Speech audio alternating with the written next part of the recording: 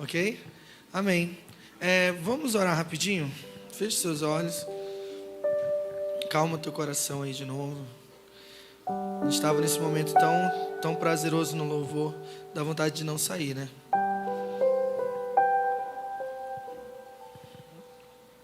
Mas hoje, eu acredito que Jesus também tem algo para nos falar através da sua palavra. Senhor Jesus, eu te peço, Senhor, que você nos fale nessa manhã as tuas palavras de vida. Edifica a tua igreja, Senhor, nessa manhã. Fortalece o nosso homem interior. À medida que lemos, Pai, eu te peço por discernimento espiritual. Que a revelação da tua palavra, Senhor, possa tocar o nosso íntimo, o nosso ser. Nos mostra, Senhor, nos dá clareza do propósito de tantas coisas que temos vivido. Nós queremos entender o que o Senhor está gerando na sua igreja, o que o Senhor está construindo dentro de nós. Acalma a nossa alma, Senhor, em saber que o Senhor é soberano, que o Senhor está fazendo tudo conforme lhe apraz, conforme a tua vontade. Nada fugiu do teu controle, nada foge da tua vista. Tu és o Deus que se assenta no alto trono. A terra é apenas o estrado dos seus pés. Obrigado, Jesus. Fala conosco nessa manhã, em nome de Jesus. Amém? Pegue sua Bíblia, seu celular, como você achar melhor. Abre em Hebreus capítulo 12. Hebreus capítulo 12. Nós vamos partir daqui. E Hebreus, não sei aí quem também é fã do livro de Hebreus, mas Hebreus é aquele livro que quando você... Eu não consigo ler Hebreus de verdade, assim, sem dramatizar. A galera sabendo aí que eu sou meio dramático, né? Mas sem dramatizar, o livro de Hebreus é um livro que fala muito comigo. Ele é um livro muito forte. Eu acho que Hebreus ele é tipo assim uma síntese. Ler Hebreus fala de tudo que a Bíblia está falando, do que a palavra de Deus quer comunicar dentro da história. E o capítulo 11, antes da gente ir para o 12, é talvez um dos capítulos mais conhecidos na Bíblia, quando nós falamos de fé. E nessa manhã eu quero falar um pouco de fé. E o 11, um breve resumo, ele começa falando: ora, a fé é a certeza daquilo que esperamos e a prova das coisas que não vemos. Pois foi por meio dela que os antigos receberam o quê? Bom testemunho. Guarda essa palavra nessa manhã, bom testemunho. O escritor de Hebreus começa a dizer que aqueles, os antigos, ou seja, os antepassados, que também têm a mesma fé que nós temos hoje. Quantos aqui creem que Jesus é o Filho de Deus? A gente está falando dessa fé. Quantos creem que o Senhor Deus criou os céus e a terra? É essa fé que eu estou te falando. Quantos creem que Jesus encarnou, veio, o Verbo se fez carne, andou sobre a terra e morreu e ressuscitou dos mortos? É essa fé que eu estou falando.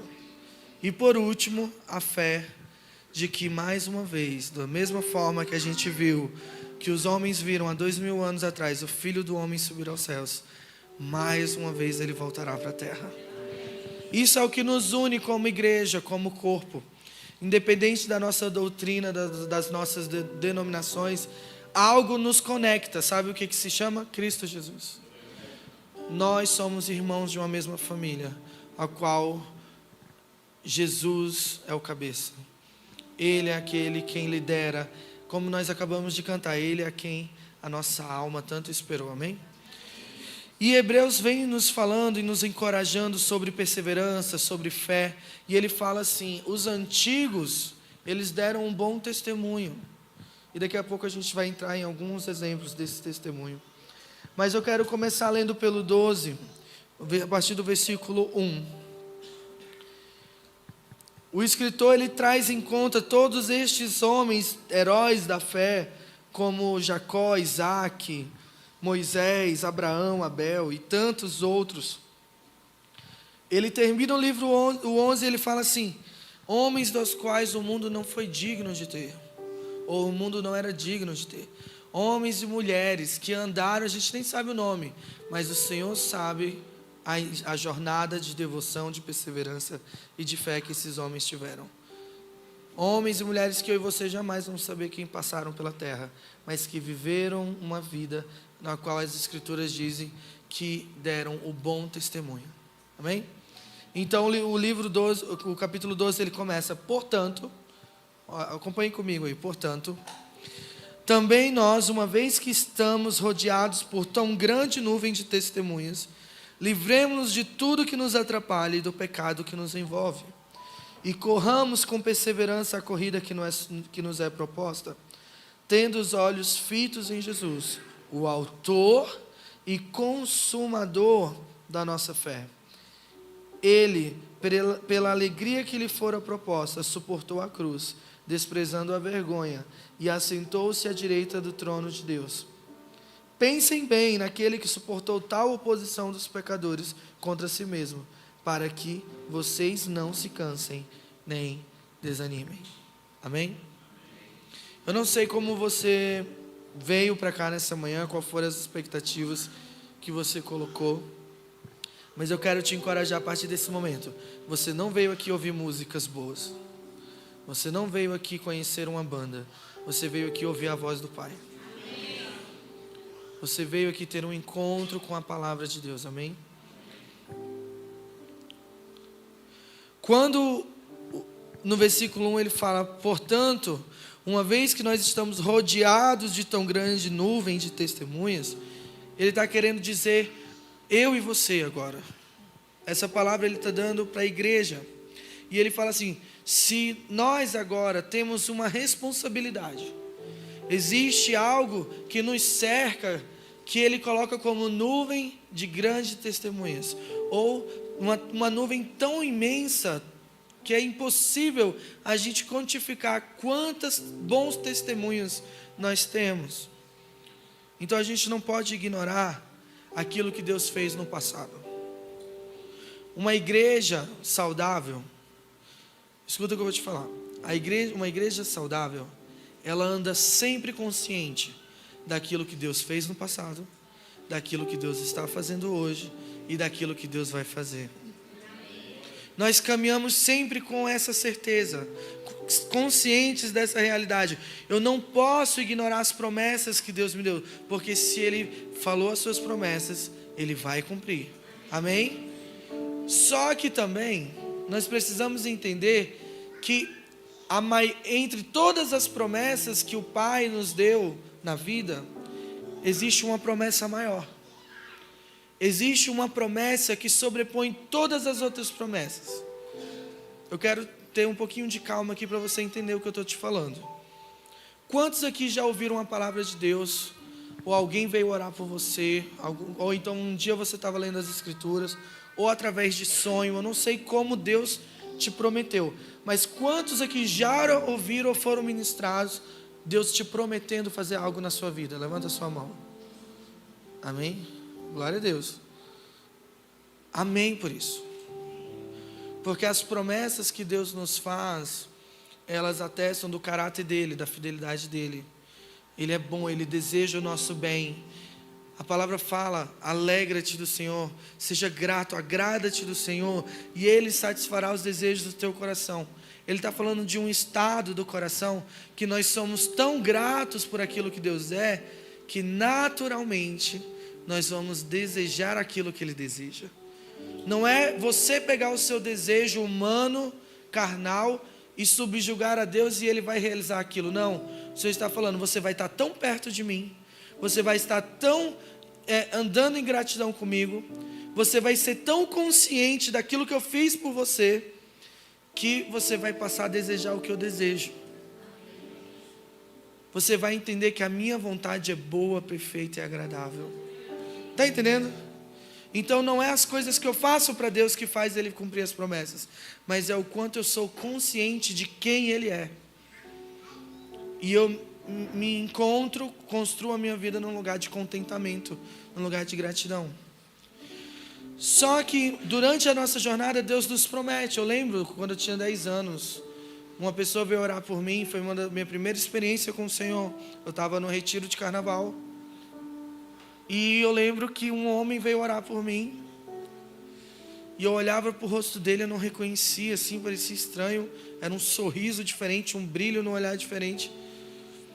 E ele falou assim, chegou para mim e falou assim: Caio, me pede. Aí eu, pedi o quê? Sei lá. O que uma criança pediria? Me dar um brinquedo, sei lá, alguma coisa. E eu lembro muito bem, isso marcou a minha infância. Me pede. E aí eu com 10 anos, sem saber o que eu estava falando, eu falei assim: eu quero ser um líder de louvor. Eu quero compor músicas que a igreja brasileira vai cantar. Eu quero despertar propósitos por onde eu passar. Eu não sei como eu orei isso com 10 anos, mas eu falei isso. Nem sabia o que eu estava falando. E Deus falou que faria isso na minha vida. Só que entre o caminho lá de 10 anos até ao cumprimento dessa promessa, ou parte do que Deus está fazendo, a jornada vai nos ensinando que as promessas, elas são importantes. A gente se apega a elas para a gente continuar caminhando. Mas quanto mais você se achega próximo do conhecimento de Deus, da revelação de quem Ele é, mais você começa a entender que você vai desejar mais aquele que te prometeu do que as promessas que Ele pode te dar. A sua jornada começa a virar uma jornada de desapego. E isso é o processo do Evangelho. Você começa a morrer para si mesmo. Você começa a tomar a sua cruz. Senhor, eu amo o fato de você ter prometido que eu ia para as nações, mas se eu não for, você continua sendo digno. Sabe por quê, irmãos? Porque a nossa vida é passageira. A nossa vida é um sopro. Mas existe uma promessa: que quando o Filho do Homem voltar, Ele fará toda a justiça. Naquele dia, quando os céus se abrirem, rasgar, e todo olho vê que Ele está voltando, que Ele é o Senhor, Ele estará cumprindo a maior promessa que Deus fez ao homem. É a promessa de que o nosso Salvador voltará e reinará e governará as nações da terra. Você crê nisso? E que quando Ele fizer isso, todas as outras promessas perderão sentido? Porque nós estaremos vivendo em plena paz. Nós estaremos vivendo a plenitude da alegria, porque a palavra fala que quando Jesus voltar, a face dele vai ser tão brilhosa, ele vai resplandecer que a gente nem vai precisar do sol, porque a face dele vai iluminar. Olha isso, você já pensou nisso? As promessas que Deus transborda ao longo da nossa jornada é um encorajamento para dizer: lembra de quem eu sou. Lembra de como eu fiz com Abraão. Lembra de como eu fiz com Davi. Não perca a fé. Não perca a esperança de que talvez eu faça. Só que lá no versículo 11, no capítulo 11, olha aí, capítulo 11, versículo 39. No final do capítulo agora. Capítulo 11, versículo 39. Todos esses receberam um bom testemunho por meio da fé. No entanto, nenhum deles recebeu o que havia sido prometido. Como assim? Todos eles deram bom testemunho, mas não receberam aquilo que havia sido prometido. Existe algo aqui que a gente precisa entender. Muitas pessoas se achegam nas igrejas, muitas vezes porque tiveram um primeiro contato de um evangelho conquistador, um evangelho intimista, no sentido de vem para a igreja, ou vem para Jesus, que a sua vida vai ser outra. Conheça, vem que Jesus, porque com Jesus é tudo alegria. E a verdade é que quando eu já vi muitas vezes, eu já passei por isso. Quando nós começamos a caminhar uma vida com Jesus, parece que as coisas começam a apertar mais ainda. Sabe o vale da sombra da morte? Quantos aqui estão agora passando por uma situação difícil na vida? Quem não tem problema aí, levanta a mão. Todos nós estamos passando por aflições. Mas sabe o que Jesus fala sobre aflições? Tem de bom ânimo. Tem de bom ânimo, pois eu venci o mundo. A vontade do Pai nunca foi nos tirar do mundo. Tanto que em João 17, quando ele ora ao Pai, ele fala: Pai, eu não peço que você os tire do mundo, mas eu peço que você os guarde no mundo. Porque existe um propósito nisso. Quando o escritor de Hebreus está falando no capítulo 12, nós estamos rodeados de uma imensa nuvem de testemunhas. É como, eu estava pensando nisso, e a sensação que eu tenho é como se eu estivesse imagina você estando num teatro com 5.000 cadeiras, e nesses 5.000 lugares ali, são 5.000 testemunhas antepassados, homens e mulheres que deram um bom testemunho da fé. Quando eu leio isso, é a sensação que eu tenho. É que eles estão em pé, na multidão ali está Isaac, Abraão, Jacó. Quem mais? Lembra aí? Eliseu, Elias, Davi, Ana, Simeão, os discípulos, Paulo, Pedro. E por aí vai a conta. Lutero, John Wesley. Todos os que passaram. Todos que deram um bom testemunho da fé, para que hoje eu e você estivesse aqui ouvindo o Evangelho. Você tem noção? Todos os que passaram, que deram testemunho da fé. É como se eles estivessem de pé, me olhando e falando: e aí, Caio, tu vai fazer o que com isso?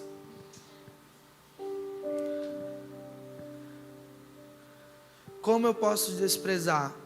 Talvez você não sabe, mas você está aqui hoje porque alguém da sua família, uma avó, uma tia, uma bisavó, uma tataravó, alguém ouviu a palavra e alguém pregou para essa pessoa, e hoje você está aqui. Na universidade, no trabalho, alguém pregou. Ah, mas eu nasci no lar cristão. Alguém pregou para os seus pais. Algo fez, se moveu para que essa nuvem de testemunha, eles fizeram algo para que você estivesse aqui hoje ouvindo essa palavra. Então a gente não pode desprezar aqueles que passaram, porque eles deram um bom testemunho. Só que eu quero vamos entrar aqui mais um pouquinho. Os antigos, antes de Jesus, eles davam um bom testemunho da fé de que forma? Eles ouviam aquilo que Deus havia prometido para eles, e eles perseveravam na palavra que Deus tinha dado para eles. Só que existe uma característica aqui em comum que nos diferencia muitas vezes da geração atual. Porque lá eles não tinham ainda contemplado Cristo. Eles não tinham ainda vislumbrado o Cordeiro morto na cruz e ressuscitado pelos nossos pecados. Era apenas uma profecia. Então eles não era palpável, não tinha uma prova. Eu quero que você abra a sua Bíblia em Deuteronômio 34. Olha para onde a gente vai. Deuteronômio 34 é uma passagem que eu já chorei muitas vezes em devocional com o Senhor. Eu lembro de um dia que eu estava com meu violão cantando essa passagem. Deuteronômio 34. Acharam? Amém? E o Deuteronômio 34 fala sobre a morte de Moisés. E começa assim no versículo 1. Então das campinas de Moabe, Moisés subiu ao monte Nebo, ao topo do Pisga, em frente de Jericó.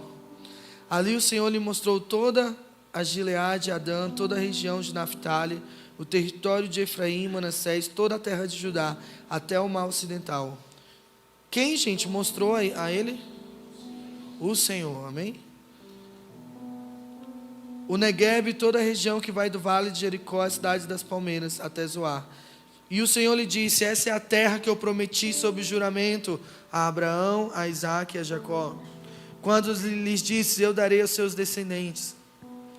Permiti que você a visse com seus próprios olhos, mas você não atravessará o rio. Repete comigo: não atravessará o rio. Você não entrará nela. Gente, a gente está falando de Moisés. Moisés, na cultura hoje judaica, ele é muito respeitado. A gente está falando de Moisés, o que escreveu a Torá, o Pentateuco. Nós estamos falando do homem que foi entregue num cestinho no rio, que desde pequeno sofreu perseguição, que foi levantado como o libertador de Israel. Nós estamos falando de alguém que tinha conhecimento de Deus.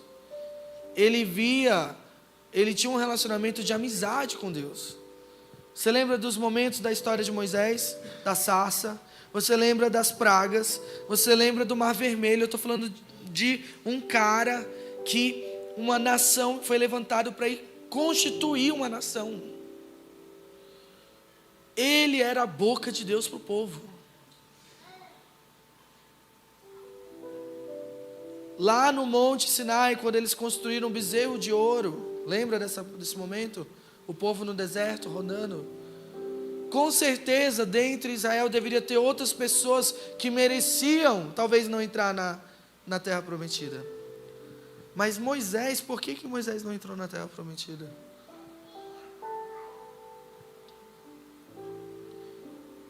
Se ele cumpriu tudo aquilo que o Senhor pediu, ele bateu na fenda da rocha, ele bateu na rocha com ira, para que a água jorrasse. E eu ficava assim questionando: Senhor, mas por que tão pouca coisa tirou Moisés? E eu sempre lia, quando contava sobre a morte de Moisés, eu pensava que Moisés tinha morrido ofendido com Deus. Eu sempre deduzia assim: como assim? É injusto. É como se eu tivesse dedicado a minha vida inteira na igreja, servido em tantos ministérios. Eu construí a igreja. Eu paguei o cimento. Eu fiz aquilo. Eu cuidei de jovens. Eu dediquei anos no louvor. Quantos anos eu dei aquilo, recursos, dízimos. Eu não sei o que vem na sua mente, mas é esse questionamento que eu estou fazendo. Ele fez tantas coisas e ainda assim não foi digno de entrar na Terra Prometida. E eu falei: que injustiça. Só que você tem que lembrar que nessa passagem aqui foi Deus que levou e mostrou a Terra Prometida para Moisés. É como se Deus estivesse proporcionando um momento na vida de Moisés, um momento onde a fé de Moisés agora ia ser aprovada. Porque a fé de Moisés não era só por causa dos sinais, das pragas, mas era a confiança de que haveria algo maior. E aí eu quero que você olhe para a sua Bíblia. E lá no capítulo 34 de Deuteronômio, no versículo 5, diz assim: Moisés, o servo do Senhor, morreu ali, em Moabe. Como o Senhor dissera, ele o sepultou em Moabe, no vale que fica diante de Bet-peor. Mas até hoje ninguém sabe onde está localizado o seu túmulo. Moisés tinha 120 anos de idade quando morreu. Todavia, nem os seus olhos e nem o seu vigor tinham se enfraquecido. Sabe o que significa vigor na tradução aqui? Ânimo. Eu não recebi aquilo que Deus me prometeu. Moisés é dos antepassados.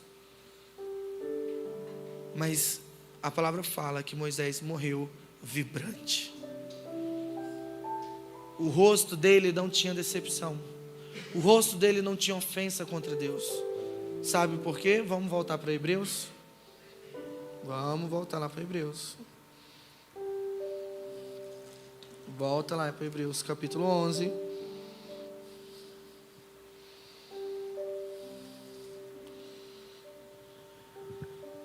Versículo 23. Está aí comigo? Quantos estão aqui? Entendendo? Amém? Está comigo? Pela fé, Moisés, recém-nascido, foi escondido durante 3 meses por seus pais, pois estes viram que ele não era uma criança comum e não temeram um decreto do rei. Pela fé, Moisés, já adulto, recusou ser chamado filho da filha do faraó, preferindo ser maltratado com o povo de Deus a desfrutar os prazeres do pecado durante algum tempo. 26, o que está escrito aí na sua Bíblia? Por amor a quem? Não. Como é que é? Por amor a quem? Não. Lê de novo. Por amor a quem? Você quer ter um tempo para olhar em outra versão?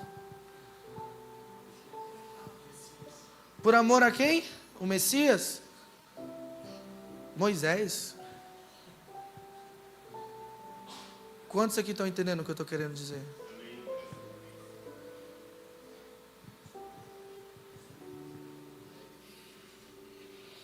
Por amor a Cristo, considerou sua desonra uma riqueza maior do que os tesouros do Egito. Olha essa frase. Por amor a Cristo, Moisés, antes de ver Cristo, considerou o quê? A desonra uma riqueza maior do que todos os tesouros do Egito, pois ele contemplava o quê? A recompensa, ele contemplava a sua recompensa. Agora vamos lá para o final do 11. 39, a gente já leu ele, eu vou ler de novo. Todos estes receberam bom testemunho por meio da fé. No entanto, nenhum deles recebeu o que havia sido prometido. Deus, o Senhor, havia planejado algo melhor para nós. E agora o escritor se põe, porque ele não quer perder essa. Deus havia planejado algo melhor para nós, para que conosco fossem eles aperfeiçoados. Deus preparou uma pátria celestial. Deus preparou Cristo, a recompensa no final da jornada. Eles entenderam que a fé, todo o processo da vida era para chegar no final e uma chave virar. O Deus que te prometeu é maior, é muito melhor você ter uma amizade. Sabe o que marcou a trajetória de Moisés com Deus? É que Deus caminhava com Moisés. Amizade, relacionamento. Às vezes a gente não entende o propósito da dor e da aflição que a gente está passando. Mas o texto em Hebreus 12 diz que esse testemunho da fé é para que algo seja gerado dentro de nós. Os antigos perseveraram no bom testemunho da fé. Sabe no que eu e você perseveramos? No testemunho de Cristo. Eles não tinham contemplado Cristo, mas eu quero dizer algo para você. Nós estamos há 2000 anos depois do dia que Jesus levantou dos mortos. Agora a palavra fala que nós tomamos paz com Deus. E agora nós somos aperfeiçoados, sabe como? Não mais pelas obras, mas nós somos aperfeiçoados por obter e construir o testemunho de Cristo dentro de nós. Quando o Senhor olha do alto, Ele procura ver aqueles que se parecem com o Filho dEle. Aqueles que têm a mesma mente, a mesma modo de pensar, a mesma fala. Hoje você está sendo aperfeiçoado, sabe como? Quando você está passando pelo vale da sombra da morte, será que você responde como Cristo respondeu ao sofrimento? Será que quando nós estamos sendo pressionados de todos os lados, será que o testemunho de Cristo habita dentro de mim agora? Será que quando me batem eu viro a outra face? Será que quando eu sou provado eu fico radiante? Onde está o testemunho de Cristo na igreja? A escola da fé é essa. Deus usa as provações para te fazer perseverar. Para mim não me importa se você vai levar 10 anos, 15 anos. O que importa é que você chegue lá. Hoje o Senhor está nos dando graça, sabe para quê? Para que a gente persevere em conhecer a Cristo. Persevere no testemunho de Cristo. E isso é a prova da fé. Porque quando chegar o grande dia que você olhar para a face de Jesus, você vai querer ouvir da boca dele: eu te conheço. e Ele vai te conhecer pelos anos perseverados. É isso. É isso. Se você não sabe o que Deus espera de você hoje, Deus espera que você seja achado no primeiro mandamento, amando a Deus acima de todas as coisas. Através de quem? Do seu Filho. Por isso que Hebreus 12, ele correlaciona fé, perseverança, com estar com os olhos fitos em Jesus. Olha aí no versículo, capítulo 12, versículo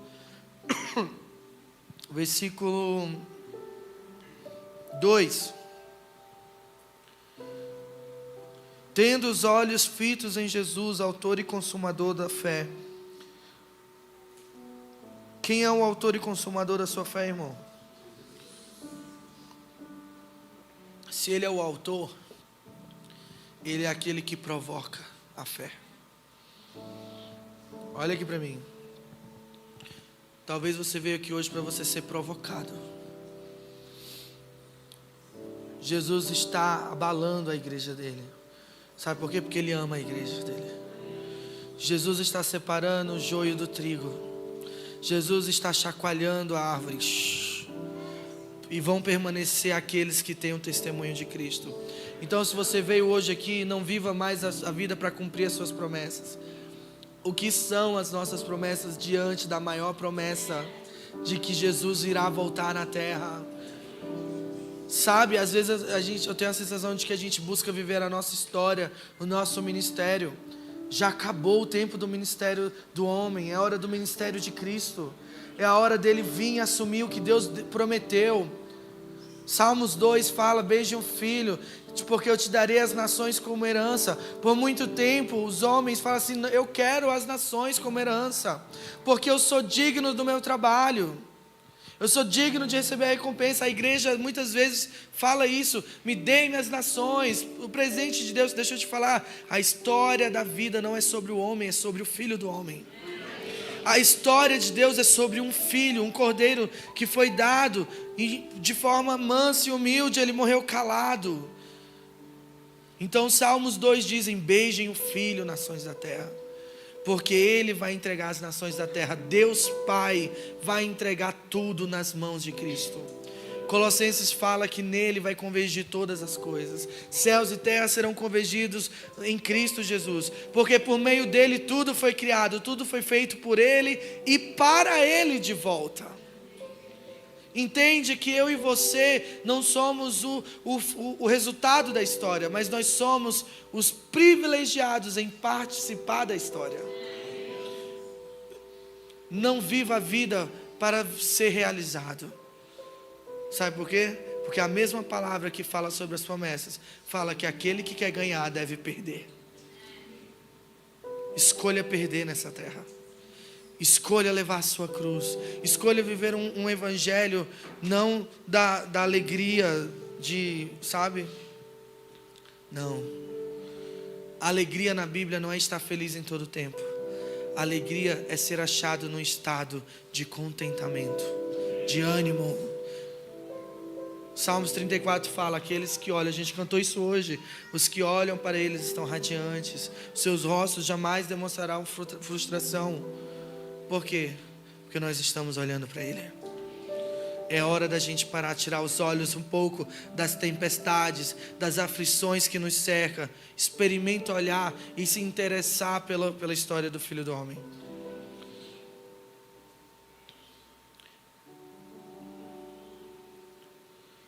Fique com o seu olhar fito na pessoa de Cristo.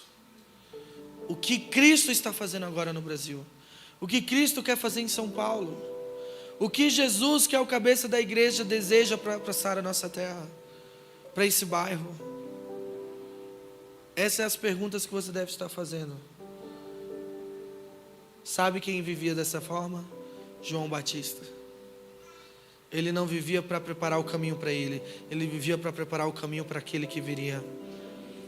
Deus está levantando de novo uma geração que está preparando o caminho para a volta dele. Não é hora da gente pregar sobre as coisas que nós vamos conquistar. Ah, porque eu te farei isso. Ah, porque eu farei de você isso. Se Deus fizer, glória a Deus, é privilégio, é transbordar da compaixão dEle. Mas se Ele não fizer, a sua esperança não está nessa terra, mas está na era vindoura. A sua esperança deve estar no dia em que você vai receber dEle um corpo glorificado. A sua esperança está no dia em que você vai ressuscitar dos mortos com Ele. Você não foi criado somente para esse tempo. O mundo lá fora, irmãos, está roubando a igreja desse lugar. Nós estamos esperando construir para nós palácios. Nós estamos construindo para nós reputação. Nós estamos construindo para nós fama. Ah, porque nós queremos ser relevante no Brasil. Deus não chamou você para ser relevante. Deus chamou você para ser conhecido por Ele. E só. Se desse lugar Ele quiser te comissionar às nações, Ele vai te enviar. Mas não porque você está buscando isso.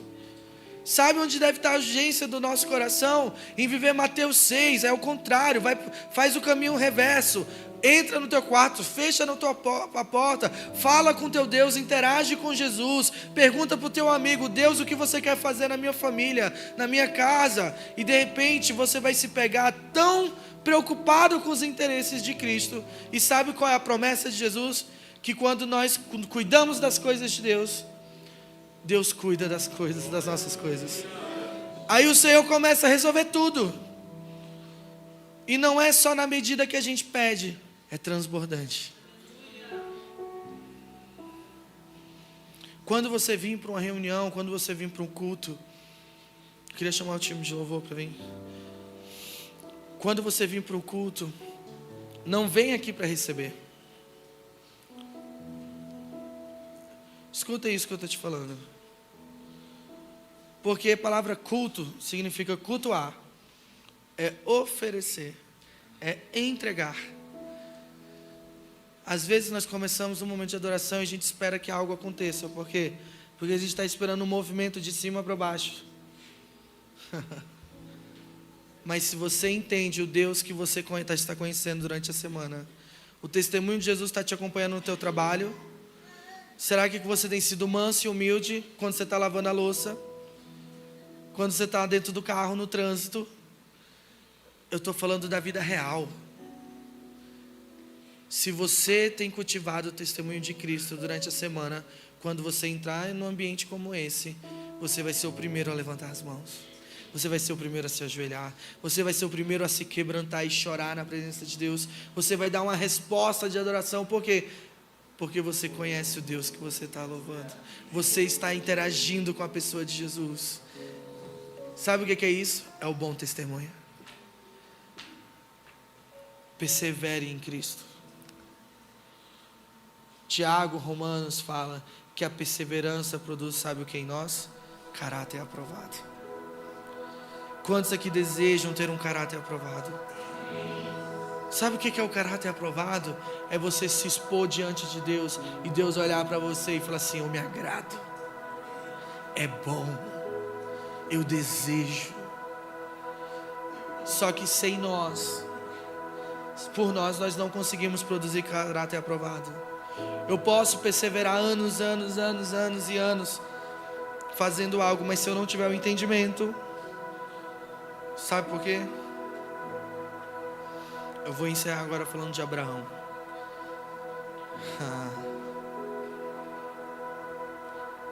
Êxodo 19, Gênesis 22. Conta a história de Abraão. Abraão é conhecido como o pai da fé. E quando ele escolhe Isaac para subir, para sacrificar Isaac, a palavra fala que ele fala assim: ele junta 2 servos. Você pode ler depois lá, Gênesis capítulo 22. Ele escolhe 2 servos. A palavra fala que ele mesmo corta a lenha, ele mesmo pega a faca, ele mesmo pega o jumento, e ele sobe o monte. Depois ele fala: vocês ficam aqui que agora só vai eu e Isaac. E os servos perguntam: e a gente faz o quê? E ele fala assim: não, nós vamos adorar, e depois a gente volta. Escuta o que eu estou te falando, igreja. Abraão estava indo matar Isaac, mas para o povo ele diz o quê? Eu estou indo adorar. O sacrifício na mentalidade de Abraão era adoração. Eu estou indo adorar o Pai. Eu estou adorando porque eu vou cumprir o que Ele pediu para fazer.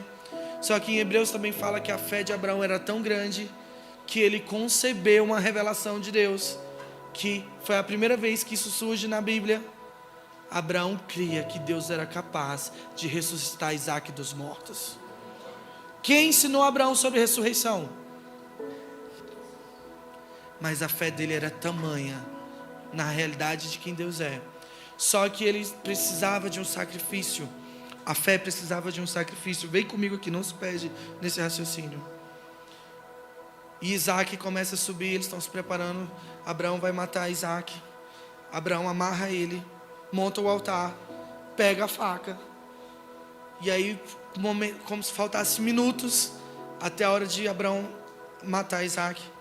Isaac está sem entender nada. Isaac era a concepção da promessa de Deus para Abraão. Vocês lembram da história? Abraão está matando a sua promessa. Aquilo que mais o coração, a única garantia de Abraão, ele está matando. Aí Isaac fala assim: pai, cadê o cordeiro que a gente vai sacrificar? E a resposta de Abraão, mais uma vez em fé: ele há de prover um cordeiro. Sabe qual é a nossa diferença hoje quando nós falamos de testemunho? É que o Pai proveu o cordeiro. E agora, quando você entra no lugar da adoração, quando você levanta as suas mãos, como os sacerdotes faziam.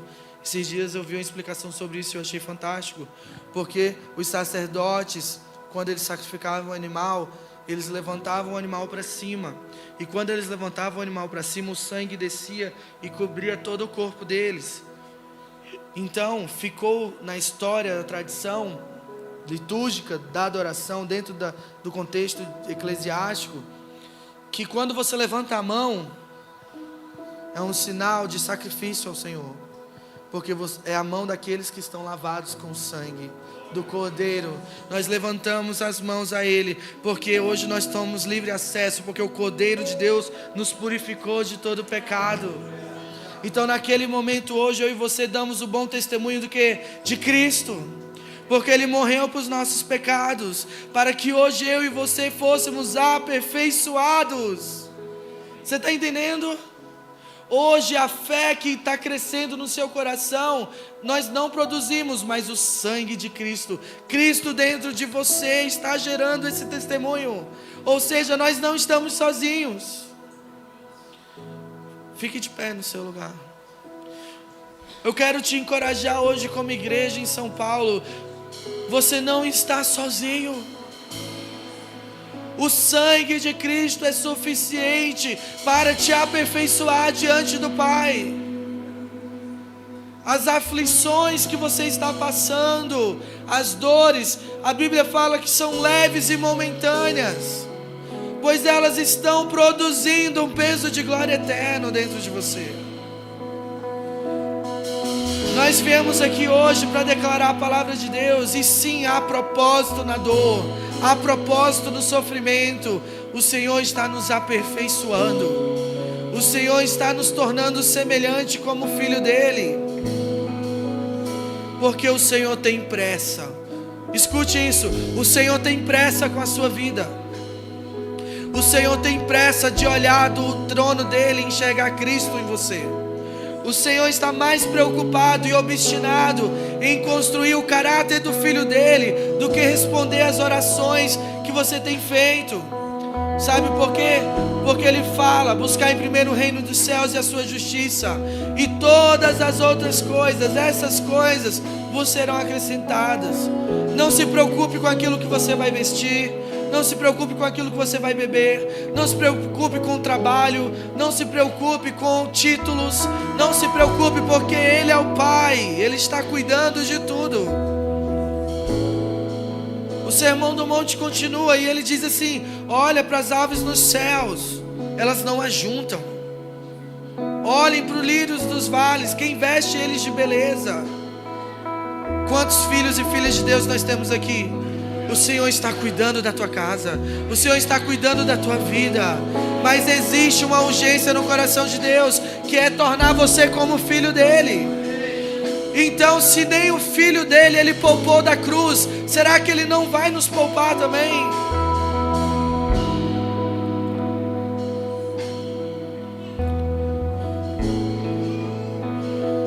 Eu quero orar por ânimo. Se existe alguém aqui nessa manhã que está desanimado na fé, eu quero te convidar a vir aqui na frente. Se você sente que tem lutado com desânimo,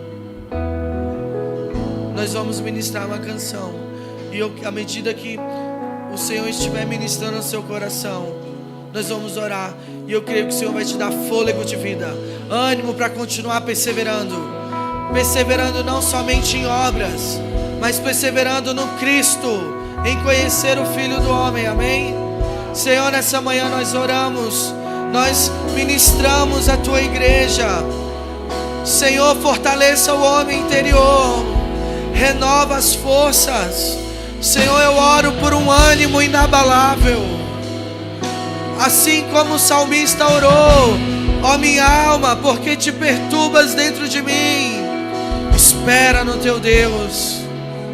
Ah, Senhor, hoje como filhos e filhas, nós levantamos os nossos olhos para o alto e dizemos: Tu és o nosso socorro, Você é a minha torre forte, Você é a minha segurança.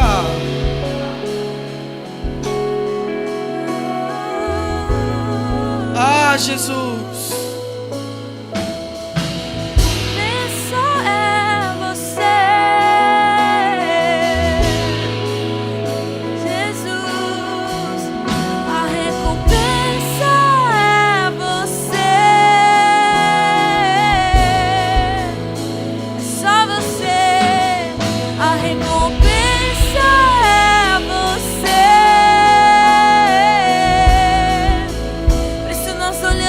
Continue falando com o Senhor. A recompensa é você. Sim, Jesus. A recompensa é você, Jesus. Nós olhamos pra Ti, pois a recompensa é você. Nada mais do que você, Jesus. Grava a eternidade em mim, Jesus, pois tudo é passageiro aqui. A recompensa é você, a minha recompensa é você. Grava a eternidade em mim,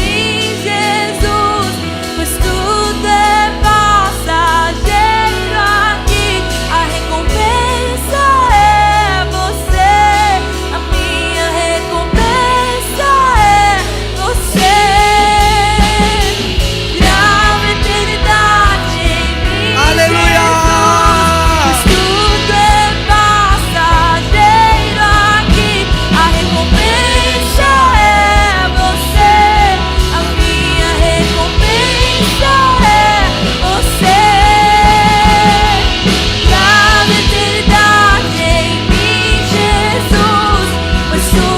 Seja renovado agora. A recompensa é você, a minha recompensa é você.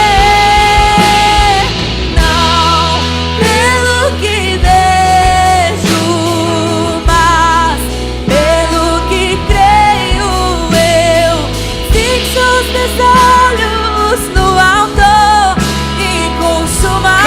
Cante. Da minha fé, não pelo que vejo, mas pelo que creio, eu fixo os meus olhos no alto e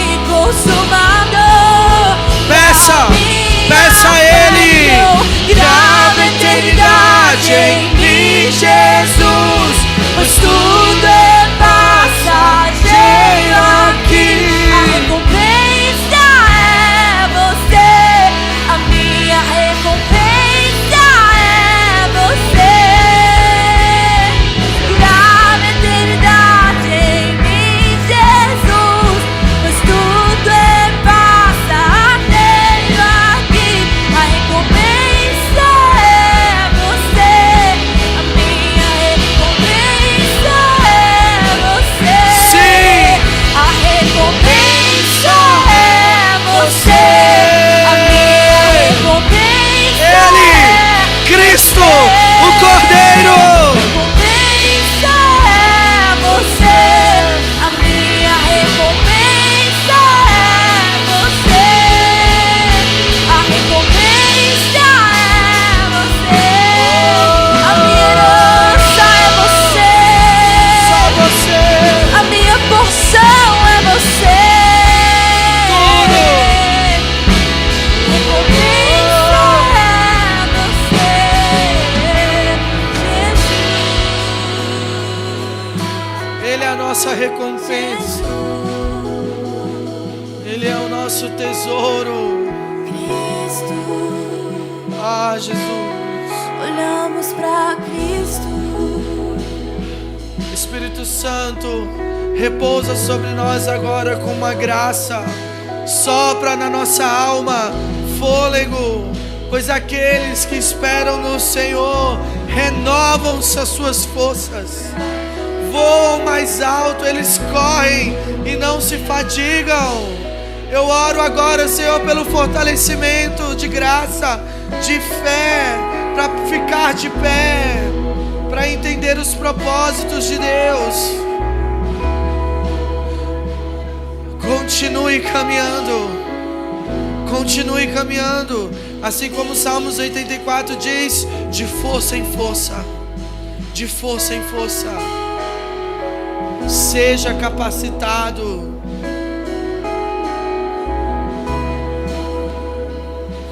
Você foi criado para uma eternidade. Você foi criado para uma eternidade. A sua recompensa é Cristo. Ele é o teu galardão. Ele é o prêmio. Por isso que Paulo ele nos encoraja e ele diz: por isso eu considero tudo como perda comparado a Cristo. Ele encontrou o mistério, ele descobriu o mistério de viver contente em toda e qualquer situação. Ele tinha os olhos em Cristo. Volta os teus olhos para o amado da tua alma. Descansa em quem Ele é. Que o teu coração se incline ao Cristo. E Ele é o pastor da tua alma. Ele vai te liderar pelos vales que você está passando. Ele vai te falar: eu estou fazendo isso para isso. Eu quero te encorajar a cantar mais uma vez. Grava a eternidade em mim, Jesus. Me deixa viver para aquele dia, guardando o bom testemunho de Cristo, dando e respeitando e levando o legado daqueles que vieram antes de nós. Grava, Senhor, palavras de vida eterna em nosso coração. Então grava a eternidade em mim, Jesus, pois tudo é passageiro aqui. A recompensa é Logo, você. logo tudo passará. Minha recompensa é você.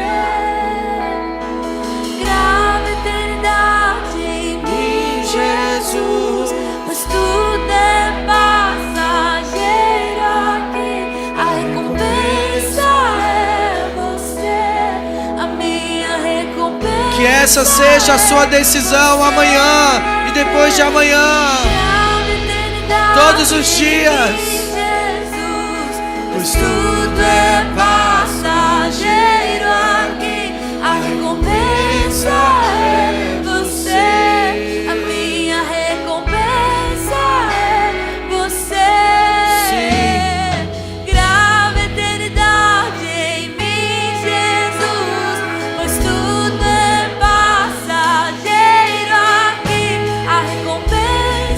Deixa a sua alma, deixa a sua alma cantar isso.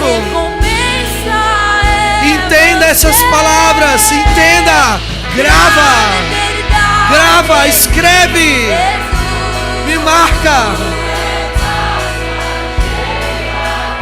A recompensa é você.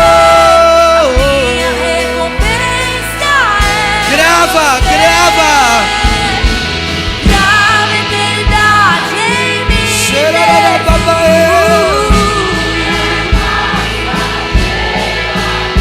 A recompensa é você. A minha recompensa é você. Não pelo que vejo, mas pelo que creio eu. Fixo os meus olhos no autor e consumador da minha fé.